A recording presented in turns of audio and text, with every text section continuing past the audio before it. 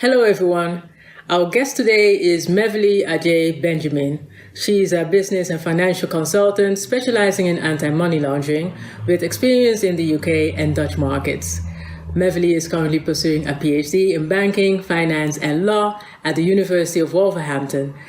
She is also the author of the books My Dream, Chaos of Brexit, and System versus Creator. Welcome to Lexter Woodley Interviews.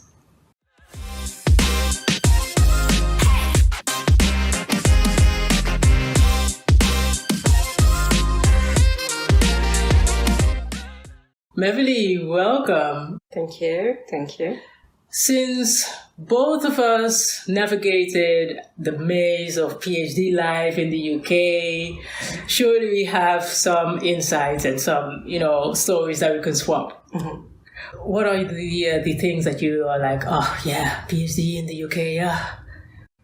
Well, I love it. Yes, but at sometimes I'm like this annual progress reporting and there's monthly conversations. How far are you? Well, I'm still on chapter 3. I don't know what you're trying to expect from me. And the feedback is over 6 pages, so obviously I can't finish in a month. Yeah, those kind of conversations. So where are you stuck? I'm not stuck. It's just a lot. So those conversations can really trigger you and you're like, okay, you're almost done with a chapter. Or like me, I would like to write chapter 3 and 4 all together. And then suddenly they're like, oh, I haven't given you your feedback of chapter 2 and 3 yet. So then the feedback will be coming in and you're already at chapter 4 and you're like, oh gosh, oh me? What kind of journey did I start? Yeah. I had the same because there's a lot of feedback and a lot of reports to give. Yeah. But I read that it's more than in the Netherlands. And I kind of appreciate the feedback and, lots of, just sparring with the supervisors. It is. And the other thing about it is as well is that it gives you different kind of insights. Yeah. So you don't have one kind of vision. You have different angles you're looking at. And maybe that's reason British PhD academical work has more international reach than the Dutch. Yeah. So what inspired you to do a PhD in banking, finance, law? Well, I wanted to be an expert in my field. What I can't stand is that you're doing a certain job and it's not being effective, you're not being proactive, and you're not solving anything. And I always had the feeling of doing something with banking and law. You studied, I studied law, but where do I do? I didn't know what I want to specialize in. So I was like, okay, I'm going to do everything and combine everything and see where I will get. And funny enough, there was this kind of minor called financial law. And I was so good at it. I was like, maybe that's the calling. It started back in my bachelor level and been going on and on till my PhD. And it will stop at my PhD. Got it. Yeah. So tell me more about your journey in becoming an expert in, anti-money laundering. Yeah. So it all started here in Rotterdam.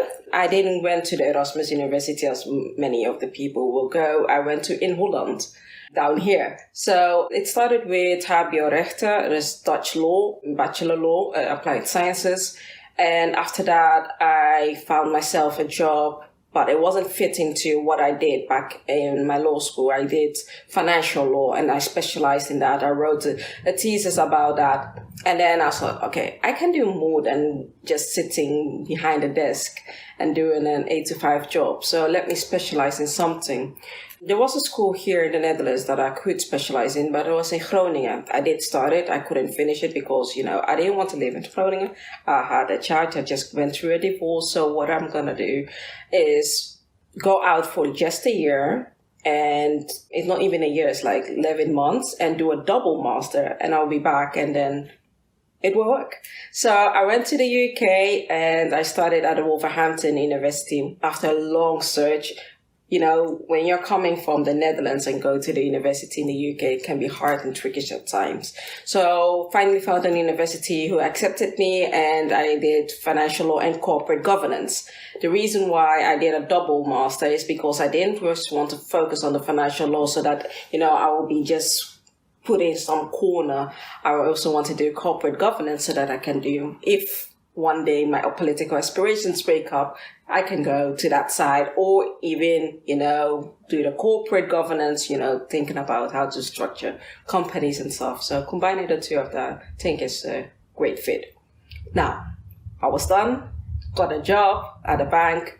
I was so happy, and then I started the job. I was like, so I went to a whole UK to do a master's, paid so much money just to sit here and not doing anything. Now I'm going to be a specialist. So I wrote to the University of London. Fortunately, I couldn't get in. Then I wrote back to the University of Wolverhampton the first time. Didn't got accepted. The second time, I asked my former professor, I want to do a PhD. Do you want to be my supervisor? Well, okay, come in with your proposal. So I wrote a whole proposal and it was approved. And that time I was in Cannes. And I was standing on this big building. Is it Nice or Cannes? It was Nice because the Nice airport was nearby. And then I got an email, your proposal has been accepted. I was like, yeah. I'll never forget that day. Yeah. And that moment is the day that, I started the PhD life. And funny enough, that's also the moment I started doing freelance and assignment base of work. So that was a different kind of level for me. Wow. So yeah, that's what I've been doing up till now, and it has been working out. Yeah, you can call yourself an expert after all what you've been through. And that is actually also hashtag never give up, because, it could have been like, okay, no, this university didn't accept me. Okay, it's probably not for me. No, you kept on going. Well, it's a big world out there. If this university won't accept me, and the next will. And if the university told me no on this certain criteria, then you search for an university that will accept you without that kind of criteria. Don't give up. Exactly. Expert anti-money laundering. Yeah. Could you explain what money laundering typically is? How it works? Basically, it's getting money, illicit money, and trying to make it white, wash it white by pushing it into the building, buying buildings, or pushing it into a car business, or pushing it into a company, somebody else's company, like a fruit shop and stuff, and then you bring in the black money, and then the person wash it white, pay taxes about it, and it's clean money. When it's clean money, you can purchase bigger things, more things, without being looked at by the government or being searched by some kind of field or FBI. That's anti-money laundering. That's money laundering. And what's anti-money laundering is, fighting against such practices. How? By sitting at a desk, checking your accounts, seeing if you are money laundering. They never catch people. But that doesn't matter. What? So what are you doing this for? Because the government is asking us to do that.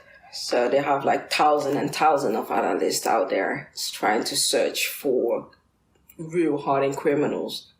But they're just being a pest onto the normal civilians. Because, to catch a hardened criminal, he has done his homework. Yes, even if you do catch a hardened criminal, for instance, there is this topic that was in the bank, that there is, I'm not going to call the ethnicity and stuff because you don't want to do that. Money was coming in over 700,000 euros. And we asked, where did the money come from? Oh, from my home country. So what did you do? It's a loan. Okay, can you prove that? He came with a letter with a loan. Okay, can you prove who the person is? Yeah, the person is dead. Okay, you are verified. Your money is clean. We all know that was not the case, but you can't do anything. So how effective are we fighting money laundering here in Europe? Well, suppose there is a way to say like, okay, that money is not, legit. What are then the consequences? Well, then they will write you an exit letter and then report you in the Netherlands here to the field. And the field will check if they can do anything with the case. Now, because of the long waiting list at the court, they'll be like, it is a good case, but we don't have enough proof, so we will just sanction this appeal from the bank to report the person or put any kind of criminal charges upon the person. And then the case dies off. Well, this doesn't really sound... It is the practice, because you have millions and millions of people out here and you have how many analysts? Imagine that you have 10,000 analysts in the whole country here in the Netherlands, and you have 4 million or 5 million people to review. You know the amount of pressure that is on people to make this anti-money laundering go away. What I always say and what I will keep on saying, anti-money laundering will never go away. It is a system that has been there from ages and ages. It's only being more professional, we have technology, it goes faster now. So to be able to combat such a thing, it is not about an individual bank fighting anti-money laundering. What is it then really about? Well, if you look at the Australian government, how they have put up the system and how they have put in the money laundering system, it's a whole system whereby it works together. So recently, the Dutch bank and some other banks pioneered to the government that they want to work together. But the motive they had to work together wasn't, in Dutch they would say plausible. It wasn't correct. It was, to be able to pressure people down, than actually fighting the money laundering effect. And also it was an abuse upon the privacy of the citizens of the country. So that was the reason the government said it's not going to work. But if they had looked about how the Australians are doing it, and that's one of also my conclusions that I will write out, if you really want to fight money laundering, then we need to look at different systems around the world where it is working. And one of the systems it really is working is the Australian system. They work together. The banks are centralized in this aspect. Yeah, you cannot centralize everything because we have privacy that needs to be accepted. So at that point, they centralize everything and they have a certain watchdog.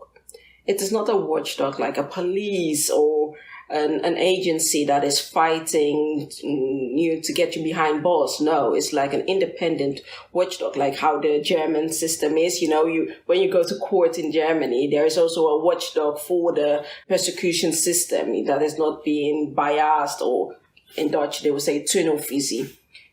That is the system they have in Australia, and that's why it's working there in Australia. And that's why the court system in Germany is also working for themselves. Next to aside the money laundering, but just watching the cases, etc., how everything is going on. And I think if we as a country, we really want to fight anti-money laundering, then we need to reform systems. We are stuck in a certain century, but it is 2024, where AI works for people. So if you really want to combat money laundering, you need to have experts, and not experts because they talk a lot or they have accomplished things, but really people who have researched, took their time and a part of their life to sit down how to really combat things without getting anything out of it, but just investing in themselves and helping the society. I know that you also emphasize the importance of financial education. Yes. What are some aspects of financial literacy? Financial literacy is important, but I don't know how important we found it as a society to educate the young ones or the upcoming people or the people itself. Because if we do make, or we found it important, we would have implemented by now in our educational system.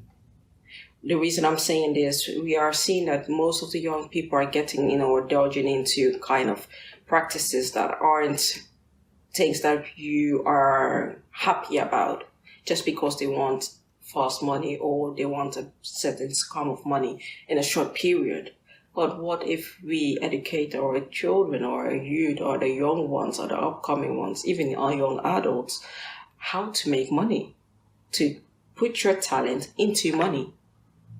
It is not an easy journey. It's not done in a day. It's a long process, yes, but if you start young and at a certain age, you will have it. If you continue on pushing. But because that's why I said, I don't know how important we find it. I know that our Queen Koningin Maxima was saying this, that it's very important to implement this in our schooling education. If we do this, it will be a great help, because you will see a different aspect of money. Work for your own money instead of getting involved in things that you don't want to get involved in. So you think this is enough educating about, the ways of getting money, and because there's also the aspect of the consequences of, doing money laundering, or is that part of the education that you need to give? Well, we need to be practical. We need to really be practical in saying what we really need, or to give out what we really need.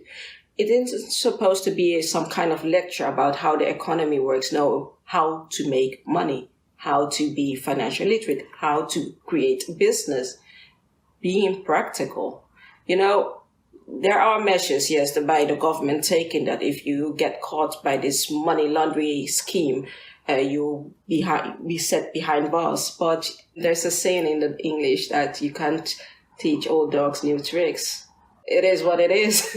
When you get caught, you will get caught. But when I come out, I will just do it again, maybe better this time around. Because that is what I know. So what to do about that then? What we do about that is educate people. We educate people coming in this country, staying in this country by speaking Dutch, inburgering cursus, they call it in Dutch. Why don't we implement also how to make money? Because, getting all these different cultures into the Netherlands, they come with a different insight. So if we also teach them how to make money, instead of most of the people when they come here, they need to do omscholing. So that means to learn the language before their educational background will be effective in the Netherlands. So when they come here, they will start working as a cleaner. One of the lowest jobs, for example, is a cleaner. Not that I undermine a cleaner, but it is a job that you don't have to have much schooling background to do it. So it is important that we also teach them maybe in the inburgering how to create wealth here. So that, we continue as a society. And it is noticed that in a society, every society, the lowest people in our trade are people who are from a cultural migrant background. And that's also where most of the problems are when it comes to money laundering. Most of the people who are the children who get involved in the money laundering schemes are from migrant backgrounds. So if we teach the migrants also how to create wealth for yourself, if every person in your class is wearing the newest Nike and you can't afford it, and you're like, the hell with it. So I'm also going to create wealth for myself. Whether legit or not legit, I don't care anymore. I've been pressured so much to stay where I am. My parents are working 2 jobs, but they still can't pay the things I really want. And I don't want to pressure them. So what happens now is then they bring in money. One of my cases I had 2 or 3 months ago, there was this young man. He was caught by this social care, child care protection people. He wasn't going to school. And they asked him, what do you do? Yeah, I do crypto. But where do you get the money to invest in crypto? Yeah, I just do crypto. Just accept it. I do crypto. And I pay even for the groceries. And I asked him, where do you get the money to pay for groceries? How did you? Yeah. What is the source of income? Yeah. He couldn't tell me what his source of income was. So then basically I would tell you that you're a criminal. Even maybe you're not, but I will tell you that you're a criminal. So, and that's how I will also get somebody in the bank who is doing some things on his bank account where I said, nah. And he didn't understand it. I said, but that's how the system works. We will ask you what your source of income is. And if you cannot define your source of income, you are labeled as a high-risk client. And when the process succeeds, you are a criminal because you will be blacklisted. He didn't understand it. I said, it's fine you're doing crypto, but you need to get a job because that's the system. They want to see that you have a job. And then if you invest all your money in your crypto, that's fine. But now at this moment, if you become a millionaire and I check back 2 years or 3 years, what was your source of income? And you can't say, oh, I did this and this and that to become where I am today or where I am standing today, then that means your money isn't legit. So I understand why he is like, oh, I don't understand it. But if allegedly or no, there's a big chance that he's a criminal, they are victims. So he should know the consequences of his activities. I don't know what is wrong at the moment. Sorry to say this, but with the Gen Zs. I don't know if they do not understand it or they just don't want to understand it, but it's a hardened problem. I see it more and more around myself. I'm like, okay, what can we do about it? It's not what we can do something about it. It's but how are we going to do something about it? We need to take action as leaders or as experts in our field. We need to be heard by the people in power to redirect or change maybe the educational system. Like I said in the beginning, the way the world is moving fast at this moment, the technology is way ahead of us, but is our educational system following the technology? I don't think so. They know more about the technology. So when you, as a lecturer, are trying to educate them, they're only like, yeah, but the technology is telling me something else. So we need more experts in our field. We need more classes. We need to integrate certain parts of technological skills in the finance so that, educate the young ones that are coming because they are holding the future of the country. So I think that's where one of my advices is that, implement it, whether we like it or not, if you want to have your pension at the age of 67. So. And you are definitely someone who can advise because you have your own experience. Could you share about how you started your consulting firm with 200 euro on your name to where you are at now? Yes. Well, I started with 200 euros, but it's not the 200 euros that has brought me this far. It's the intellectual wisdom that I've gained or that I received from above and put it into practice. If you are smart in a certain area and you love reading and you love to educate yourself, you don't need much to build up a business. The only thing I have to do is write my name at the KVK, the Chamber of Commerce, which was just, 50 euros in that time. And I had the company, open a bank account, and let's do this. It has social media, which is free. So I started. And when I started, there was a lady also who really helped me, to strategize and branding and stuff. Shout out to her. Her name is Augustina. She's very great. She's doing very well in that aspect. She helped me form the startup in that because I wasn't thinking about branding. I was like, I got the brain, so let's just put it into practice. And then I had my first assignment, which was a huge amount. That was like what I'm earning in a year basis, working for a whole year for a boss. So I was like, oh, nice. I'm doing well. So let's continue. I think that is really the push I had to do what I'm doing and believing more in myself. But before that period, yes, I had books already written out. One day I'll bring them out. That's what was what I believed in. Well, but could you break it down? What then are the steps to building a company? Okay, it starts with having your Chamber of Commerce. If you want to be a legit company or you want to be an underground, but let's be like you want to be out there. So legit, you start by writing your name down in Chamber of Commerce, getting a bank account, which is very hard nowadays, a bank account. Why is that hard nowadays? Well, because they don't know how to fight the criminals. They are just trying to get everybody out of the bank. Simple conclusion. Yes. So getting a bank account and doing what you want to do.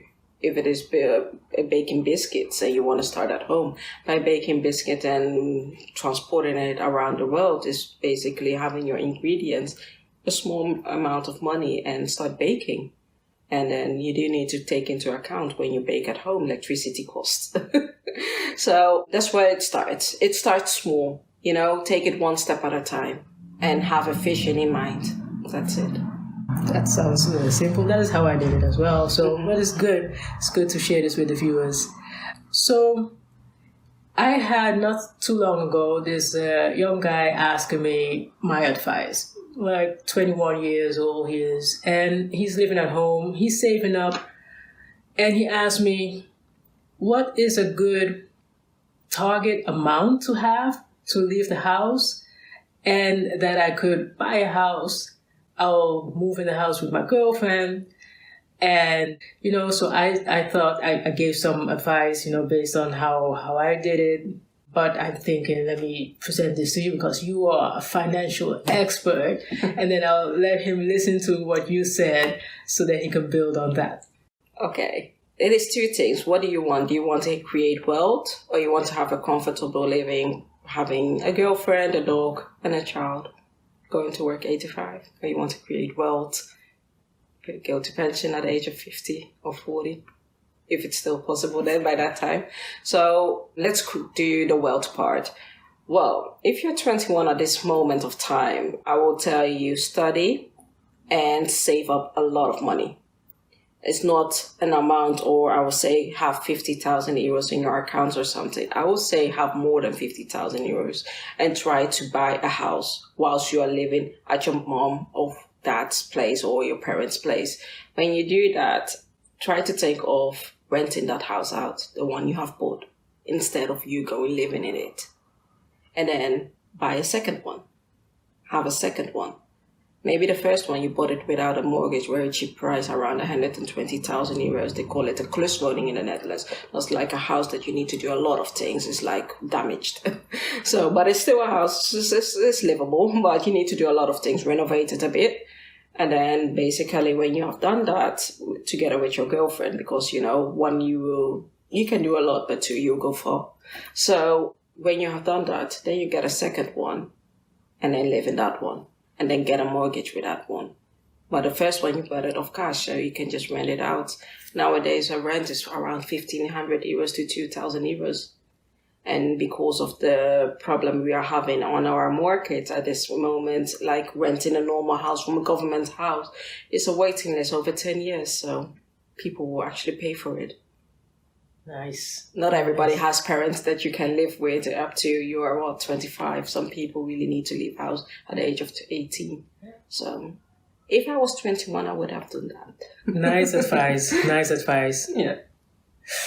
Now, you are, from what I see, balancing different roles. You are an author. We'll get to your books just now. You are a scholar. You are an entrepreneur. A mom. How do you do all this? Yeah.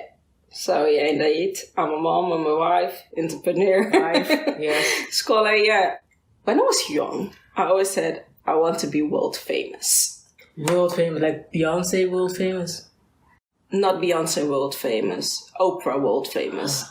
Got it. So, that's always what I said to myself. But, unfortunately, I don't have, parents that, have it all made up. I need to have some kind of education to fall back on, working towards my dreams and, being able to pay everything myself. So I needed the background and I chose this one because that's what I'm good at. Unfortunately, I don't like to see medical things, I can face blood. So I became a doctor in that, but I chose the economical part. So very soon, I'll call myself the economical doctor. That's nice into it. Yeah. So that is the reason that I'm combining all these things because, obviously you have a dream of getting where you are. So that is the things that give me energy and keeps me moving to do what I'm doing. And obviously I have a great partner who supports me in everything, getting for it. And the son is like, yeah, you're doing well. So... yeah. Nice. And what's your bigger life philosophy when it comes to your personal life and your business life? The sky is the limit, but the sky doesn't have a limit. So just go on. Yes. Yes. Take it one day by day. And you grew up in different cultures, right? Dutch culture and The Ghanaian. how did those cultures influence your personal and your business life? It influenced it positively and negatively. I'm quite outspoken, and that's not something that's really accepted in the Ghanaian culture. Like smile through everything, just accept it, respect elders and everything.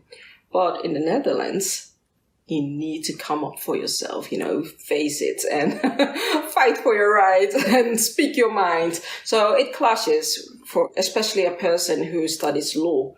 You are trained to tell your mind in a way or in a manner whereby people will start thinking about it, be a bit philosophical. But in the Ghanaian culture, it's not really like that. So it clashes, but I stand my grounds. So it is what it is, whether you accept it or not. I'm trying to polish it up, Yeah, I will tell you, in a nice way. I think when you're getting older, you will learn how to polish things. Yeah. And you wrote books, 3 books. And let's start with My Dream. That is more about adversities and, how to deal with them. Yeah. Could you share maybe a very critical moment in life, a transformative moment that was, that you dealt with adversity and how that came about? The reason I started writing My Dream was that moment in life where I felt like giving up, where I felt like I've lost myself through a divorce. Being in love with somebody, thinking that you have a future. I come from a background where my parents are also divorced. So everybody who's coming out from a divorced parent, they're like, I don't want to get divorced, that's a taboo, that should not happen to me. And it happens to you and you're like, I messed up. And in this cultural background, the moment you get divorced, they blame the woman for everything, whether they know the truth or not. So instead of speaking or raising my voice or being heard, I started writing my story so that another person can learn from it. So that was really the point that really transformed me. It is also a chapter in my life. I don't really like talking about it because the pain you have of being hurt.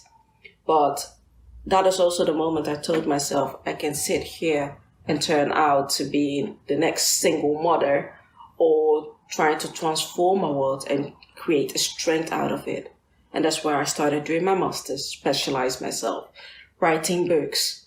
And I know that it is a step by step I will get there because I started this whole journey in 2016. We are now 8 years further. So if I watch 8 years back, I'm doing well. I'm not exactly there yet, but I'm doing well. Yeah, I can imagine that you're proud of yourself at least, looking back and where you are now. Yeah. Another book, System versus Creator. Yeah. What inspired you to write this book?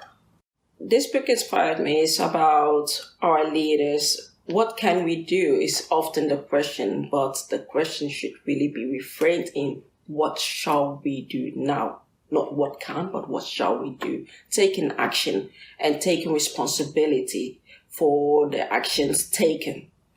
So it's about talking about systems, how to recreate systems, how to redefine systems so that it adds up to the modern day society.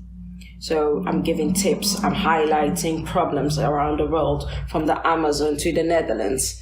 I'm talking about different leaderships around the world that happens back in the ages from the 18th century till date. Because there's this saying, the history repeat himself. Yeah, it does. Only in a different form, sometimes bigger or larger, but it does repeat himself. So sometimes we need to learn from certain mistakes done in the past to adjust them and we reframe them into our, taking meaning into it and bringing it back to our system. So one thing I always say is that make the system work for you. And now it seems like we are working for the system. That's right. most people can also agree with is that the system is falling apart. Yeah. It's not falling apart, it's like there's destruction or something, but it's not really working effectively. There are more problems rising up for the past 15, 12 years, 11, 12 years. Yes, because the technology is going on, and we have AI, we have new insights, we have Gen Zs, we have different kind of things going on. So we need to really think about how to fit in things properly, having proper consultancy people around the world, not just the big fours only, but, real experts, so that we really adjust things that is effective. You also speak about leadership in the chaos of Brexit. Brexit has been it's a while back now. Yeah. Wow, quite a few years ago. But leadership, that seems to be something that, regardless of the time of age that we're living in, is something to really consider. Yeah, I think everybody, when they start writing, talks about leadership in a way or other, because you when you're doing a PhD at some point, you're like, no, it has nothing to do with all these books and what everybody is writing down. It's about the leadership. So if we don't have a personal ambition behind the leadership and we really focus upon the matter at hand, I think we will achieve a lot. And this book really talks about, it's an eye-opener, talks about we don't follow as sheeps. Yeah. Let's read meaning into things. Let's read the real political agenda behind a conclusion. For instance, one of the conclusions, I was reading this book of Ines Wesky, the lawyer. Oh, yeah. And what she was saying, there was this new thing about limiting people to go to court. It's not allowed. But if I tell you that you're getting less money for a case, would you take any case just like that? That's also limiting a person to go to court. So read meaning into decisions made by leaders and choose your leaders wisely. So that's what the book is about. How does your writing process look like? You've written 3 books. I'm very curious about how that is. My dream came out of a frustration. I was like, I'm fed up. I'm going to start writing. And it was more in an agenda form. I write what's happening in my day. Every day is a new day. I was like some kind of Nollywood movie. So everything, something new is happening. I hear things about myself. I'm like, did I really do that? Oh, wow, that's great. So being a bitch. Being a bitch by us is like, no, it's, you hear a lot, but what is the truth? Yes, it is a one-sided view, but when you read beyond the things I am saying, I'm trying to tell you a story. And I'm a writer that I don't like talking about myself a lot. I rather want to give advice, what you shouldn't do, because when I did a research, this has happened before. And if you do this, this is the outcome. So lots of people say you have foresight. It's not about foresight, it's common sense. So that is, I think, how my writing starts. Yeah. In general, so not specifically for this book, that was also for the other books. For other books. Yeah. When I see that systems are failing and that we are not really working towards something major or creating something major, but you feel like you're trapped in something. For instance, a common problem we are having here in the Netherlands, you have a good paying job, but you still can't buy a house. There are people who have money, and there are people coming outside from the Netherlands because our market is quite good and because our pay is quite high. There are outsiders coming in, which is totally accepted, no problem at all. Investing in our housing and then bringing the prices up. Or the rent is so high that you can't even get the rent done, because when you have a house of 1,500 euros a month rental, you need to have 3 times or 2.5 to 3 times the income. If you're a starter income starts bachelor level, it's around 2,400 to, if you're good, 3,000 euros. Normal people I'm talking about. I'm not talking about the specialists as doctors, engineers and stuff. No, I'm talking about the normal society as you have a normal bachelor in arts or something, or a bachelor in law. That is the income that you will have if you are working at a law firm. So I think that is a huge problem, because you can't transition then. You are still living with your parents, or you are living in a room. So the whole family lifestyle and everything is like flowing away or escaping from your hands. And then if I go back to what the law is saying, AVRM, you have the right to have a family life, but what is going on here in the Netherlands? I don't have any family life because I'm still living in a room, or I'm staying with my parents. I can't get a house. Or if I do get a house, I'm paying over like 1,500 euros. But my income is around 3,500 euros. And then you'll be asking yourself, how did you even get the house? Because you're having 3,500 euros as an income, but the house is 1,500 euros. Did you add somebody to the... How did that work out? So there are people who can beat the system, but there are people who are stuck in the system. And this is a huge problem. And then the discussion will lead to, oh yeah, we are implementing new people in the country because there's a war in their country. You know, all this kind of problems. And it creates hecticness. It creates sadness by the people, the citizens of the country. They're feeling like a second-hand citizen. So those are things that we really need to talk about in a political aspect and see if we can really attack these problems. So do you have then, after having said this, do you have another book maybe on the horizon? Yes, I do. Can you say something about it? So I have 2 books done. Ready to be published? I'm not going to publish them yet. Why not? Well, with this book, I'm self-publisher. So next to being everything, an author, I'm a self-publisher. So my consultancy is also a publishing kind of firm, bringing my books myself. Why? It's because when you have 2 different ways. You have the traditional kind of publishing where you get paid to publish books, and you have the other, actually 3 different ways. The semi-traditional, you pay them and they pay you a bit. And the other one whereby you bring the books to them, they promote it for a very huge price, and then they leave your book.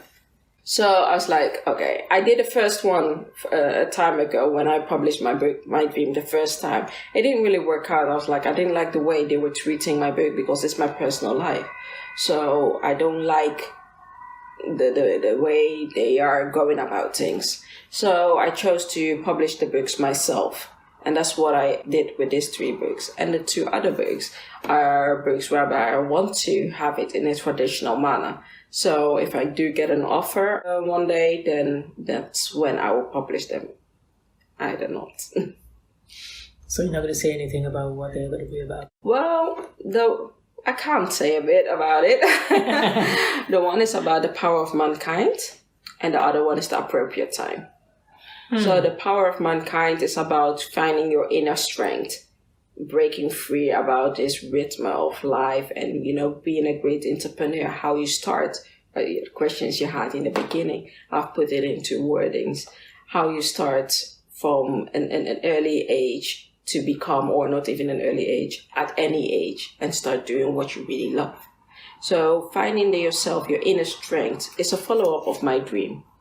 And this book is not only about me personally. I'm really talking about in-depth problems about a human being. So it's a more kind of psychological book whereby you start thinking from how can I really be meaningful to the society and the people around me. That is what that book means.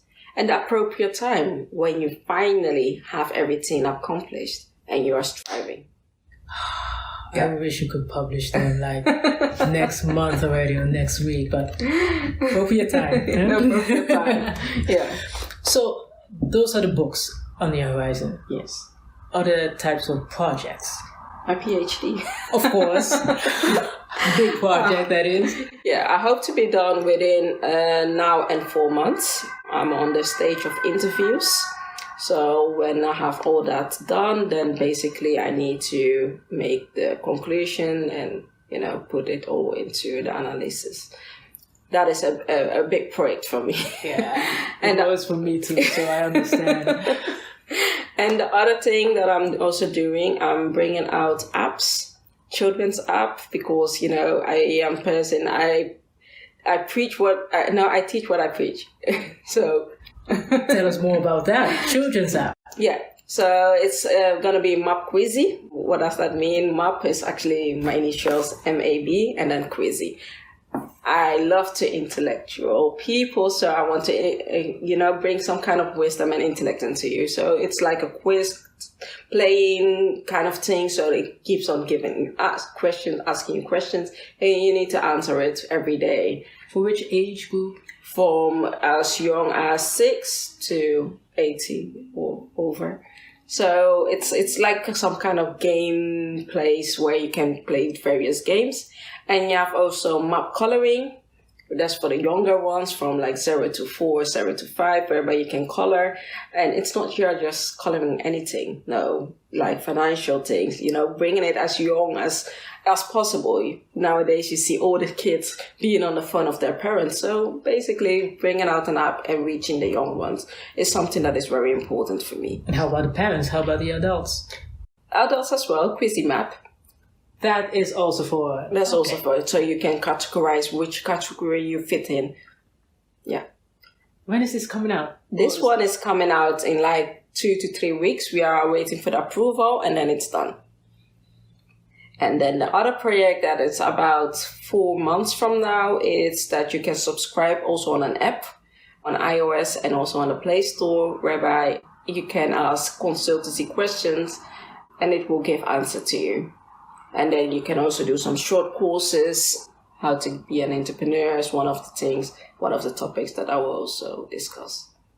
Yeah. I think that doesn't matter how often I ask, what else do you have coming up? That you will always have something like, oh, and this is coming up, and this is coming up. Yeah. And this. Exactly. You see? I see that there's even more coming up. What else? I'm bringing my books now on Play Store, so you can also download it there, and also on iOS, not only on Amazon or Kindle, or the other one was Kindle, and I forgot the other word. But you can also download it there, yeah. And another project that we are also working on is that being out there and giving advice just like that. So we go through countries and we see, okay, this is a common problem that's going on in the country. So then we just give advice on social media, and maybe it will be picked up and be an asset for a political person or something. What else? I think that's it. That's a lot. I mean, how does that work with you? Like everyday ideas come up, kind of, and then you write them. How does that work? Well, in the period that I had nothing going on and I was just working 8 to 5, I had a dream. And that dream is what I'm doing now. What, you had literally a dream, you woke up, is like that a dream? No, I wrote my things down, what I want to achieve. And I've written them all down, and I'm just doing it gradually, step by step, without any investors. Wow. Yeah. Wow. I think I need to go back to a question that I asked like half an hour ago. How do you balance all this? Well, if you had so much time to think and to think it truly, and then the moment has arrived that you can just execute it, it's just pushing the agenda. That's it. So how do you look at other people who are like, they still try to figure out life? And let's not put an age on it, but when someone comes to you and you have found ways to, follow your dreams, to pushing the agenda, as you said. How do you see that? How do you Well, it is important to know who you are and what you stand for. Through that journey, you will know your meaning of life. And that's what I did. I took time to understand myself, to find out who I am. Go back to my family lineage. Who were they? What did they stand for? Sometimes into your roots, you find out who you really are, what you stand for. and what you can become, or even more. That's what I did. Others who are listening to this, viewing this, and they want to follow you, they want to contact you, they want to, know more about you, or maybe, have you as a consultant. Mm-hmm. How can they find you? Well, you can find me basically on just typing in Meverly Adjhei Benjamin in Google. For instance, or the search engines, And then you'll find my website, www.meverlyadjheibenjamin.com, and you can send me an email. My secretary will always reply, and we can always schedule an appointment. Thank you so much, Meverly Adjhei Benjamin. Thank you too, Lexter.